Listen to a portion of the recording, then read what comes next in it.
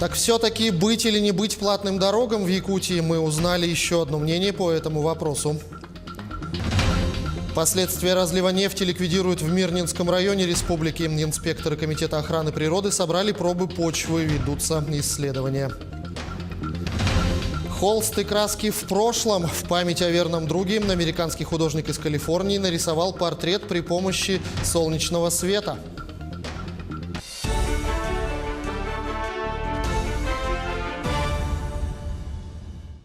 Это новости на Якутия-24. В студии Иван Лазаренко. Здравствуйте.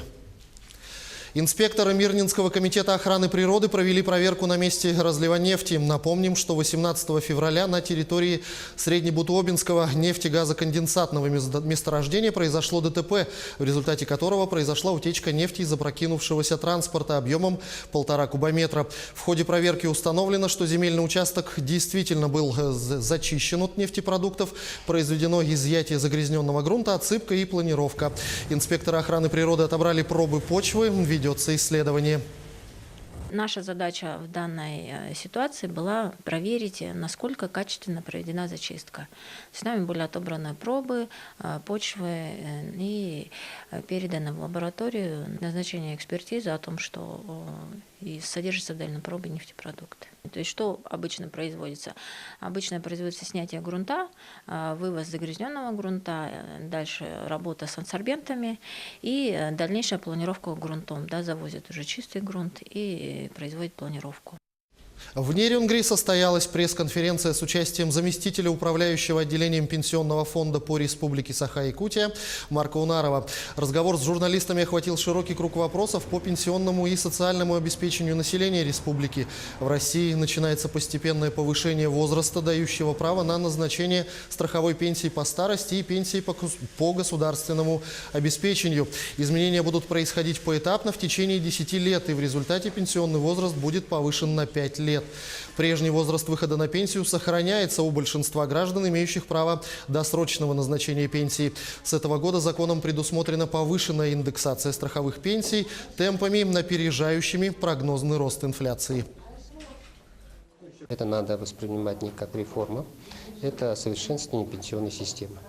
Это затяжной период, начиная с 2019 года. В 2019 году и 2020 году законодательно было предусмотрено льгота. Увеличение составит не год, а, соответственно, полгода. Кому исполняется определенная на дату исполнения определенного возраста, который действовал до изменения, соответственно, прибавляем полгода, и через эти полгода он может претендовать на пенсию. А для остальной части, начиная с 21-го, это уже будет год-два, и все это растянется до 28-го года. В Якутии платных дорог не будет. Законопроект о строительстве таких дорог прошел первое чтение в Госдуме России 5 февраля и поступил на рассмотрение в регионы. Закон предполагает внедрение платы за проезд по дорогам общего пользования. Однако есть уточнение. Этот закон будет распространяться только на новые дороги. Кроме того, они должны быть круглогодичными и построенными за счет частного владельца.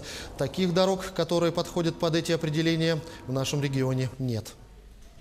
Попадают только дороги общего назначения, которые, в принципе, на сегодняшний день в Республике Саха нету таких дорог. Почему? Потому что они все принадлежат на уровне федерального, республиканского, муниципального значения.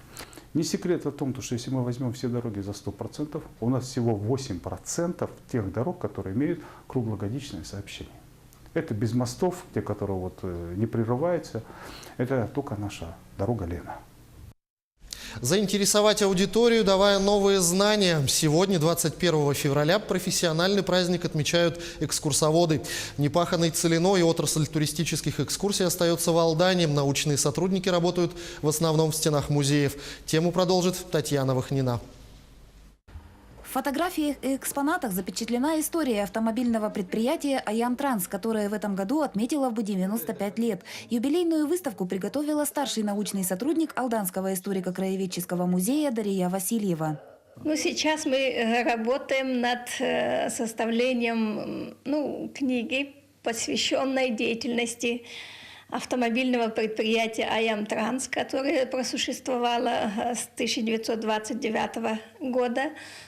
Порядка 3,5 сотен экскурсий и около 10 тысяч экскурсантов. Такова ежегодная проходимость Алданского краеведческого музея. Тематические экспозиции и выставки пользуются интересом как у детей, так и у взрослых. Между тем, наиболее благодарные – самые юные экскурсанты. Конечно, это дети. Дети с садиков, наших школьники, которые любят, когда есть не только наши предметы представлены, но есть и выставки приезжие.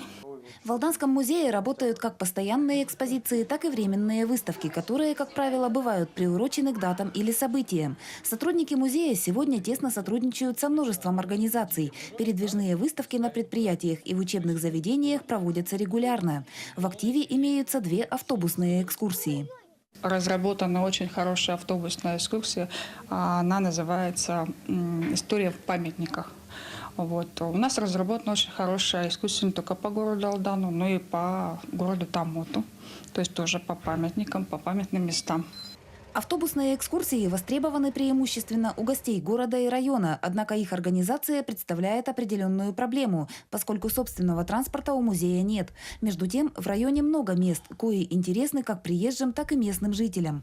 Для предпринимателей отрасль экскурсий остается свободной нишей. Руины сталинского лагеря, заброшенные памятники, первые разработки месторождений, организованные группы могут побывать не всюду.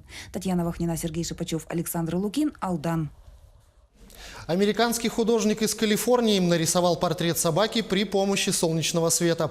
Его создатель Майкл Пападакис нарисовал портрет Ноя, умершей недавно служебной собаки. Создание заняло немало времени, поскольку Майкл использовал технику гелиографии, то есть выжег все линии, фокусируя лучи солнца при помощи увеличительных стекол разного размера. Это уже не первая подобная работа Пападакиса. Он создает такие картины на заказ и даже открыл фирму солнечной печати. К этому часу пока все новости. Мы продолжаем следить за развитием событий. Буквально через несколько секунд в эфире телеканала «Якутия-24» предполетная пресс-конференция экспедиции МКС-5960, которая отправится на Международную космическую станцию 14 марта с космодрома Байконур.